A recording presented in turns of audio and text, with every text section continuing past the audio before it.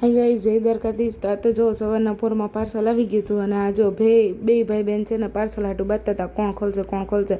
અને વંશુ તો ખાલી એને જોતો જ હતો ને વળી પાર્સલમાંથી કાંઈ કામનું ન નીકળ્યું એટલે બે જણા રમવા માંડ્યા, હિંચકા એકા ઘડીક એકબીજાને.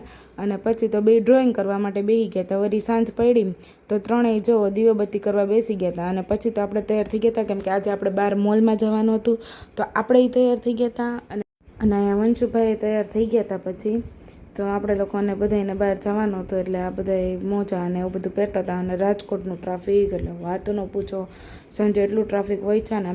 અને પછી મોલમાં જઈ અને જો આ લોકોની મસ્તી તરત ચાલુ થઈ ગઈ હતી.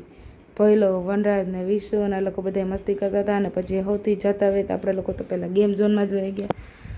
અને અહીંયા આ ત્રણેય રમતા હતા, એક પછી એક ગેમમાં રમવું જ હતું. અને અમે લોકો તો થાકી ગયા એટલે અમે લોકો તો ભાઈ બેસી ગયા હતા. અને આ જીજાજી જો વનરાજ ને વિશુ ને વંશુ પાસે જમ્પિંગમાં હતા. અને પછી એ લોકો બે પ્લેનમાં બેસી ગયા. વનરાજ ને વિશુ એક ગેમ એવી નથી મૂકી કે બેમાંથી એક બેઠા નથી, કેમ કે બે જણાને બધી ગેમમાં બેસવું જ હોય.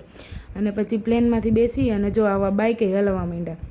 અને વંશુનો માંડ બિચારાનો હવે વારો આવ્યો કેમ કે એક એવી ગેમ હતી કે એને મજા આવે એવી, તો એ આ ગેમમાં બેઠો હતો.